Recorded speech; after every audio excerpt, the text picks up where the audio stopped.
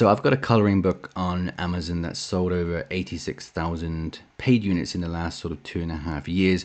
And this book, I've seen it many, many times on other people's YouTube channels over the last 2 years, from across maybe 6 or 7 different channels that all do their kind of analysis of the niche, the book, and what made it successful, which is a little bit strange considering that a lot of these takes are not accurate, and actually what went into making the book successful was not what is being spoken about in these videos. And it's interesting to see what type of books are coming off the back of these videos, and it's interesting to see how many duplicates or copies of that book are actually doing well. And I can tell you, and across all these other different types of niches that are being shown as well, the amount of success that people are having doing things this way is very, very, very, very low. So today's video, I'm going to show you what goes into creating these successful books. So of course, I don't want to be distasteful toward people that are creating this type of content and giving their thoughts and opinions on these type of books, but I do think genuinely, based off of what I've seen and what I've published myself and the other people that I've spoken to who've been successful with publishing, is that just relying solely on these hot niches and these keywords, it's a very, very 2016, 2018 pursuit. But I think it's beyond that. I think it is fundamentally flawed, which I'll talk about as we go through. So we're talking about these kind of books that you see on the right hand side. These tend to pop up in these niche videos all the time, like comfy patterns, bold and easy coloring books. Everyone has seen these type of books. If you're looking at doing coloring books, you would have seen these. Okay, so typically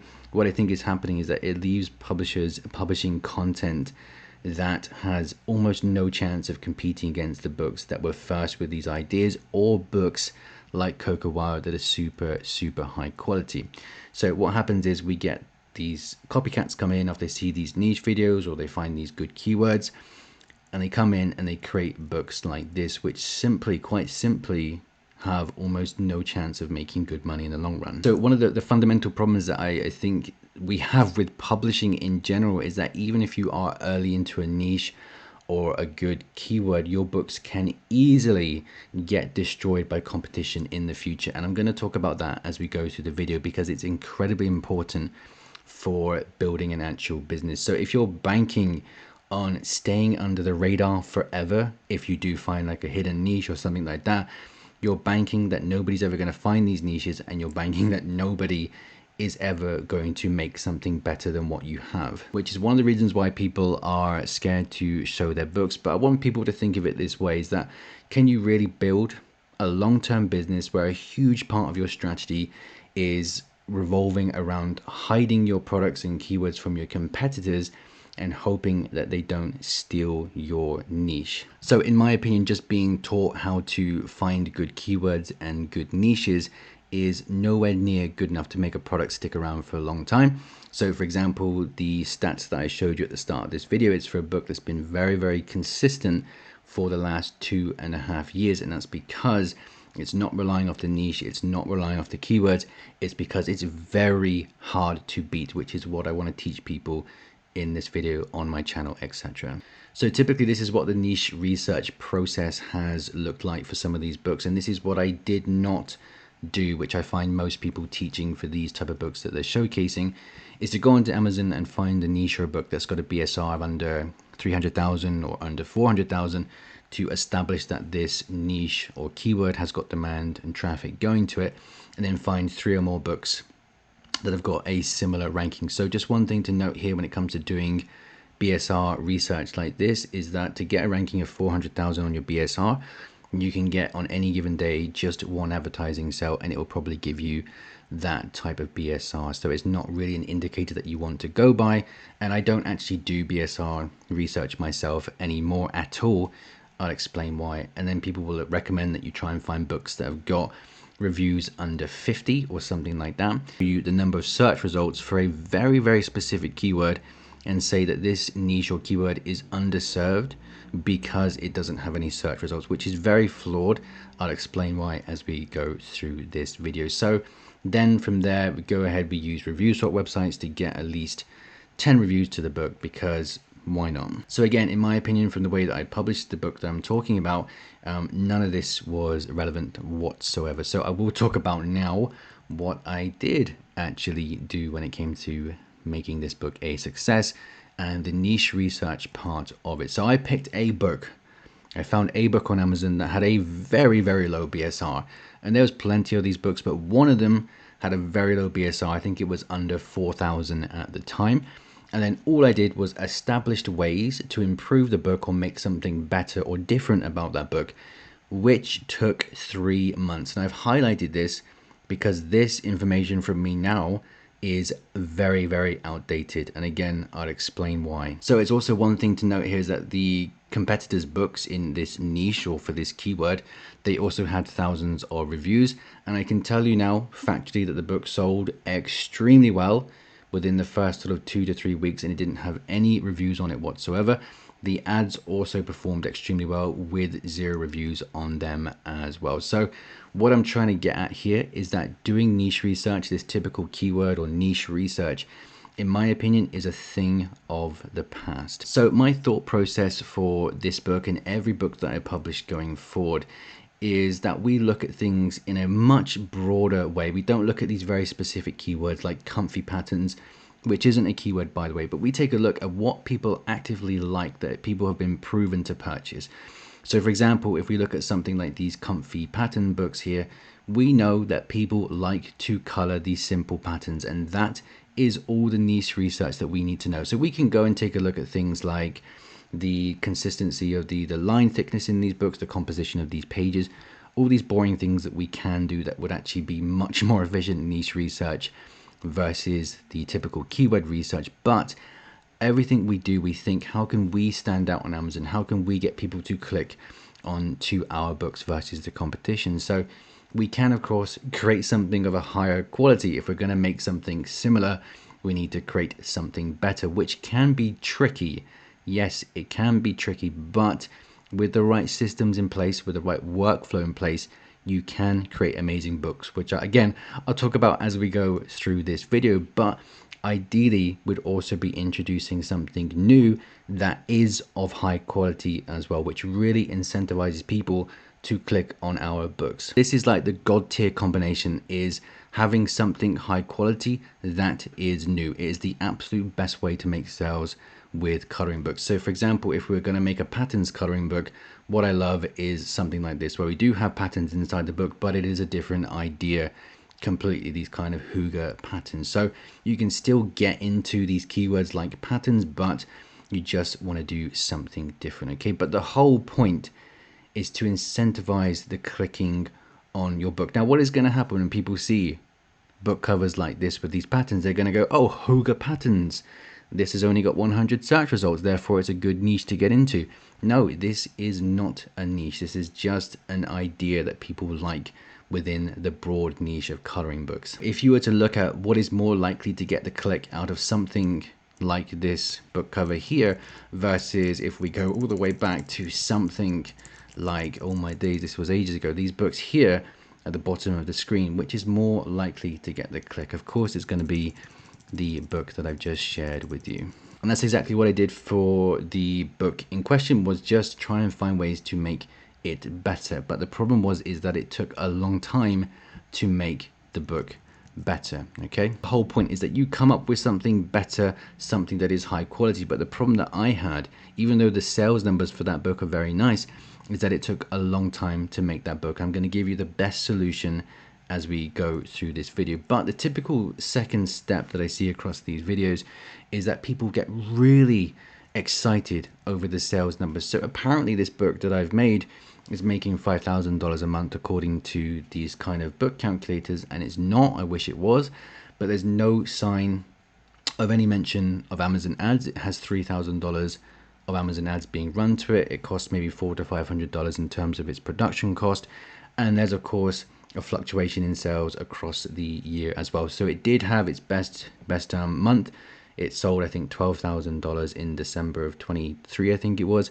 But typically it evens out to maybe around, say, $2,000 a month at the moment. Of course, with this, when we're looking at just one book that has done very well, there's no mention at all of what your average copycat publisher who's just following keywords and niches actually makes from these books. And I can tell you, people have contacted me with my own books as their inspiration, saying, this is the book that I've made off the back of this niche here. I've been running advertising campaigns to it. I'm losing tons of money. I'm not making any sales. What can I do? And the first thing I say is just do something different to what you're currently trying to do. You're just trying to copy what someone has already had success with, and it really doesn't make sense to do things that way. And I can tell you now, a lot of people taking this pursuit because they think they need to run ads to their books, they're just losing money every single month. And it's not a problem with the advertising, it's a problem with the product that you have created. I can absolutely promise you that. So step number 2 for me is to not get excited over the sales of other people's books and just act like a robot when it comes to your publishing and your emotional attachment to any of the books that you do publish. So it really, for me, we're at a stage where it doesn't matter that much what other people are making with coloring books. People love all types. This is the thing that I've come to realize after going the niche route, the BSR route, the keyword route. People love new ideas, provided that it's aimed towards adult, it's in a high quality. You will have a chance, if your idea is good enough, of course, you will have a chance of making sales. So it really doesn't matter what other people are doing with their books, in my opinion. And getting yourself gassed up over somebody else's success is just contributing to this copycat publishing approach that so many people are doing. It also leads to a massive emotional attachment to each book that you create, which is going to cost you time, it's going to cost you money, and it's going to cost you your motivation for publishing in general. Because if you've seen that somebody is making $5,000, $10,000, $20,000 a month with what they've made, then you're going to be way more invested into what you think you need to put in to make that type of money as well. And then you're going to, 6 months down the line, you're going to shit yourself and say, I'm $10,000 down. How has this happened? This niche is supposed to have a ton of traffic going to it. Unfortunately, it doesn't really work like that. Okay, so you need to ignore this noise. You need to ignore the emotional attachments you have to all of your books and just become a robot and go through this process where you create a book, you test it into the marketplace to see how the marketplace responds to it, and then you repeat that process. So like I said, the book in question for this video took 3 months, which is way too long in 2025 to create and test a product. So I will give you the solution for that in just a second. So when it comes to watching these people create these interiors and the book covers is slightly painful, because what people will do is that they'll come over to Canva, they use the Canva assets to quickly create the book, or they will use AI to make the interior, or they will make the entire interior in just one day and the book cover as well. So I've highlighted this in green because this is perfect. Like, this is great advice to do to make your coloring books using AI and to make them as fast as possible, but when it's paired with a pursuit that gives you low quality product, then it is the worst thing that you can do. So then from there, what I see a lot of people doing is hiring people from Fiverr to make a cheap book cover, which is one of the worst things you can do for like these big niches where you want to make a ton of money, or you want to give yourself a big chance, or the best chance possible of making money from coloring books. Hiring someone for dirt cheap from Fiverr is a terrible pursuit. So the way that I want people to think of this is that you are selling a product on a competitive marketplace, so you have to stand out somehow, which is why I always talk about doing something different or doing something better than your competitors. And really, if you look at it, like how many of these books that have been created super fast in Canva are selling really well. And again, you just need to look at things, especially for coloring books, what's been consistently successful for publishers. Is it this pursuit? And the answer is no. Like, we don't see it. And I've been doing this for many years, and I hardly see anybody absolutely crushing it, as they say, with these really quick, cheap made coloring books. And if you look across all the people that are successful, they all have high quality book covers. They all have pretty much something that offers something different or new into the marketplace as well. So I'm going to show you what a poor workflow looks like that leads people to creating books that are wasting them time and money. But first, if you want to see all the books that I publish, if you want to actually get insights from someone that is actually publishing coloring books, and you want to be in the absolute best place you can be when it comes to publishing coloring books and medium content books and low content books, then check out chrisraydog.com. We do live group calls every single Friday that get recorded. I do case studies on every single book that I publish myself, how I've created #1 releases in 2024, all the books that I'm publishing going forward, how I'm using AI to come up with books in 3 to 4 days whilst lowering the production cost. We go over so many things here in these live calls. It is absolutely ridiculous, and it's all based off of what I'm actively doing and not theory. On top of that, and included from day #1, if you learn from course content, we have tons of course content from niche research, keyword research, launching your book, Amazon ads, how to read the data from Amazon ads, and of course all the live content is recorded. And on top of that, on top of everything, we have the absolute best Discord community as well. And inside the Discord, we have different areas where you can get feedback on the book covers that you're publishing, your Amazon ads. You can come in and take a look at the prompt library that we're building out as a community to give people better prompts from ChatGPT. There's a lot going on here. You can join the pro chat and just talk about publishing in general, get the most up-to-date information that you can, and get feedback on your books. Is the biggest game changer out there. If you want to join, you want to be a part of this, it's chrisraydog.com. It's linked in the description. Go ahead and check it out. So if your workflow is looking something like this, where you're coming over to Canva, and I've literally watched multiple people suggest that publishers do this, where they come to Canva, take some of the elements and then resize them, do a little bit of editing, maybe put them in here, create 30 to 40 different pages like this, all inconsistent, all reused, and probably risky assets being used to create a book, and then coming over to ChatGPT to create a very basic and poor book cover. So if your workflow looks like this, it's time to switch things up massively, because you are not going to have success like this. So if that is the case, you need to set up a workflow that has actually been proven to help publishers, including myself, to produce higher quality books faster. So that involves using ChatGPT to come up with the ideas, the book cover design, and the interior designs as well, which then gets passed on to an illustrator to touch up.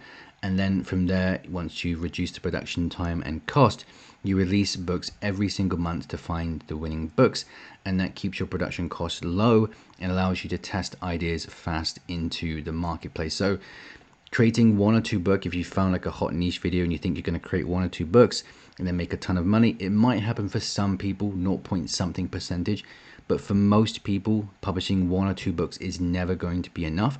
And what I found is that people that follow these niche videos, hot niches, hot keywords, they don't have any success no matter what type of books they publish, is because they have the fundamentals completely wrong. So if you are creating your interiors and your book covers like that, then you're going to have a problem, because you're going to end up creating something quick like this, and you're going to end up running advertising campaigns to it. So no disrespect to anybody that is publishing books, of course, but it is a problem, and publishers are creating books that do a lesser job than what exists already, because we're following this path where we think we can get into these niches. This person, for example, has seen that these kind of girl moment books are selling well, and they thought, I'll create a quick book using ChatGPT, then I run some ads to it, and they were never ever going to make this work. I'm very sorry, but they're not going to. And then what people do is they read up on different advertising strategies, because they put so much emphasis, people put so much emphasis onto Amazon ads that they'll try all types of strategies, and they just run up a loss month after month after month, when really the book had no chance of making sales in the first place, which leads to people getting demotivated and quitting, of course. And again, to reiterate, even if you do get in early to these niches and you create something like this that's a low quality product, these amateur offerings, they will get blasted out of the marketplace eventually. So with the correct workflow, it is not that hard to create something that can stick around and beat out the competition. It just takes some time and effort, which again actually brings me back, when it comes to time and effort, that was the usual way to get high quality results for the book covers and the interiors. You put time and effort and money into something. So with the book in question here, I actually hired an illustrator from Upwork to create something that I'd envisioned, and this was from scratch. Okay, so I planned out every single page quite extensively, and then I passed that on to an illustrator, where they then went ahead, made quite a lot of revisions for the book. And of course, this took 3 months. So this is what a lot of people, when they do the analysis of these books, they miss out that the high quality books, they had a lot of thought and a lot of time and money put into them. And I worked across 3 different artists, including myself. I don't consider myself an artist, so 4 people and 3 artists to create the final book cover, which is ridiculous, right? Okay, so these pursuits now that I was doing in 2022 and 2023, they are now completely outdated because it's taking too long to create these high quality books, which is why we talk about using AI to massively reduce the production time and cost to create something premium. And the great thing about this, if you're watching this video, if you're one of the small amounts of people watching this video, you're going to be miles ahead, like 1 to 2 years ahead of what other publishers are doing, which gives you a massive head start. I know that was slightly rambly, but the point is that if we have this workflow in place and we work on that first, we can create books incredibly fast that are very high quality. So for example, literally did this as a case study for one of the live calls a couple months ago, where we created a premium book in under 7 days. I think it was 4 days. Production cost was $20, and this is because the workflow has been set up to cater to this production cost and time.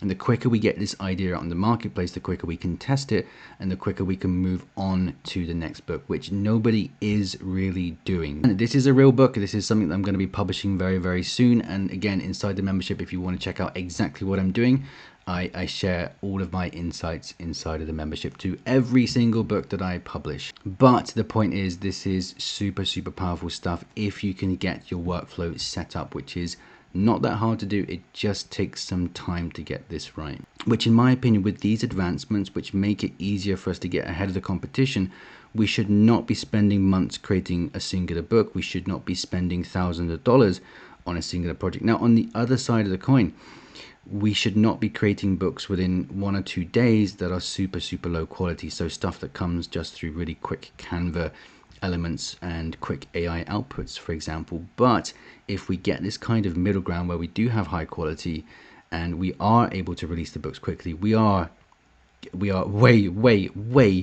way ahead of a lot of people. So the only time that I did use Canva for this book was to just put things together and then download it as a PDF and then upload that onto Amazon. There was nothing else that I used Canva for on any of the books other than maybe testing some of the fonts, but I certainly don't use the elements from Canva to create a premium book. So yes, it's thrilling stuff, but the next step that we typically see for these type of books and from these type of videos is that people will find these hidden keywords on Amazon. So most of the time using some kind of search tool to pluck what are supposedly the best keywords. And for example, they'll take a look and showcase that a keyword only has 1,000 or less than 1,000 or less than 500 search results, which means that you'll get ranked on the first page, which is not wrong. That will happen if you get sales to your book and you use this as the title for your book. You will get ranked for that search term, but the reality is people are not searching for this. So bold and easy patterns coloring book is not something many people are searching for, and if they are searching for it, it's probably because they're looking for the big players books, specifically like Coco Wyo's bold and easy patterns coloring book. And this obsession with keywords, I'm not against keywords. I'm not saying that there's no use for them whatsoever. I think they actually help more with automatic advertising campaigns than anything. But people obsess over this. They create Excel spreadsheets and they do these back-end keyword things where they search for these really hidden long tail keywords like large print patterns, pattern books for seniors age 60 plus, and it's just irrelevant. Like from my experience of doing this for so long, is that Amazon will, even if you don't have the correct combination of keywords or you don't have the most optimal keywords in your listing, Amazon will eventually find your customers if your book is good enough. So when it came to creating the listing for the book that we're talking about today, I tend to, and this is for every single book that I publish, is just to create a logical keyword cloud. So this is going to look something like this here, where I'm just coming up with the keywords off of the top of my head. So don't care. You should never care really about getting ranked for certain keywords. And the thing about getting ranked for keywords, if you've seen it from a tool, is that none of these tools have Amazon's data. So you don't know if what you're actually getting ranked for is something that people are actively searching for, and you can get found from way too many areas and keyword combinations and product recommendations for you to care about specific keywords. And if I put it down to this pretty much, that if your book is going to do well, it's going to do well. Amazon will find where it needs to be. I know some people are going to disagree with that, but I then go ahead and create this kind of keyword cloud from just using your brain and obvious search terms. You can use tools if you want to, of course, or the Amazon search bar, or words that have been used across competitors' books, but it's not something you should spend more than 20 minutes doing. So the title, the subtitle, the back-end keywords, you should not be spending hours doing this. I can promise you, do not waste your time doing this. So for example, I'll just come up with something like this. If we're doing like the patterns book, for example, we would have patterns, simple, easy, bold, beginners, mindfulness, adult, teen, coloring book, thick line, all kinds of logical search terms, right? Pretty easy stuff. You can do this very, very quickly. And then you'd come up with a title for your book. Ideally, it's going to be much different to what exists already. Wild patterns, for example, and then we put the keywords together in a logical way where we don't copy, we don't repeat any keyword search terms, we don't keep stuffing lots of different search terms in there either, and have something like a simple, bold, and easy coloring book with thick lines, whatever, something like that, something that is easy for the customer to read and that isn't going to upset Amazon. What I'm saying is, don't fret over keywords. I have been through this route before, and it has made no difference at all. In fact, interestingly enough, for the book that people were showcasing, I've seen the apparent keywords that you should be getting ranked for, and the keywords that I used for that book, and especially the back-end keywords, I didn't even put any in. For the back-end keywords, I think I put 2 in there, and it was like coloring book and patterns or something. I didn't even care. Maybe I was tired, maybe I was in a bad mood, but I just didn't put anything in there. I just don't think the emphasis should be put onto keywords, basically. So step number 5 is, of course, you publish and then the royalties just roll in whilst you're sleeping. Of course, that's not the case here. There's a lot more that went into publishing a successful book. There was a prolonged advertising spend for the last sort of 2 years. From 2023, you can see we spent $3,200 plus 20% on top of that because I'm in the UK. So the thing is with advertising is that people look at this and they think that they need to spend $3,000 to have a successful book. It's not the case at all. And what you'll notice is that over time I actually increased the advertising spend.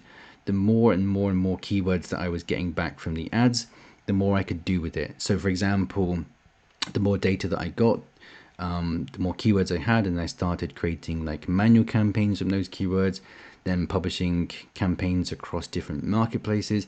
And what I just want to see is that there is some positive signs from the Amazon ads before I start increasing things like the daily budget and creating more campaigns. We don't go full on straight away because we don't know if people are going to like the book or not. We just don't know that. So for anyone that's thinking about running ads, you should not run ads if you don't know where you are in your publishing journey. So of course, it's very hard advice to give people when it comes to ads, because yes, I think you should have advertising campaigns running, but for most people, they aren't in a position where the books are good enough to run ads. So it's a case of, if you're new to publishing, you shouldn't run ads, but if you want to have the most success, you should run ads, okay? So it's a very hard place for people to be, but ultimately, no matter what pursuit or what area you are, if you're going to run ads, it should be a slow progression whilst looking at those advertising stats, which is one of the reasons why I've included these more shorter to the point step-by-step type of courses inside the Raydog membership, where you can come in, take a look at the advertising strategies that I'm using, and also to take a look at the metric mastery courses as well, that helps people establish if their campaigns are doing well or whether they should cut the project and then move on to the next one. Same reason that we recently included the advertising section inside the Discord,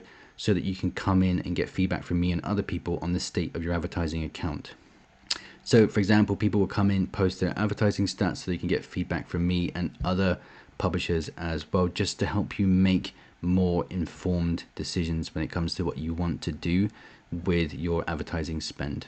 And this is one of the reasons why people who are members of communities like this, who are getting feedback from people who are actively publishing, who've been in the game for a very long time, are seeing the most success that they've ever had, because we help people with the reality behind publishing these type of books, to give them the absolute best chance possible. And of course, to make sure on top of everything that you don't just spend and spend and spend on your Amazon ads. And again, I believe we've saved people so much money and heartache when it comes to the Amazon ads side of things. If you want to check all this out, it is at chrisraydog.com. It's linked below. Go ahead, click that, see what you think. This has been an interesting video, but to summarize this here, spend time. Things have changed slightly since the book that I'm talking about in this video, but the fundamentals haven't changed. So you do need to create something good. You do need to create something better.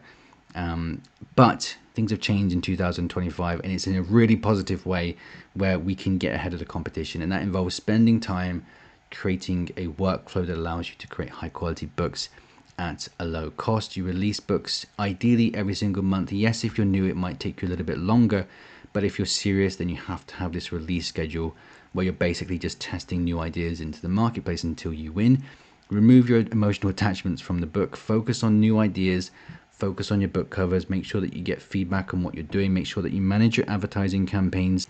And if you are going to run ads, then you should only be testing these in small amounts. And one thing to note on Amazon ads here is that for all the books that I've had that have done well to go on and make sales, there has never been a need to spend tons and tons of money on Amazon ads up front. Okay, it should come naturally, and your metrics for your ads should look impressive or decent enough if the book is going to go and do well. Anyway, that's it for this video. I'll see you in another one very, very, very, very soon. Bye.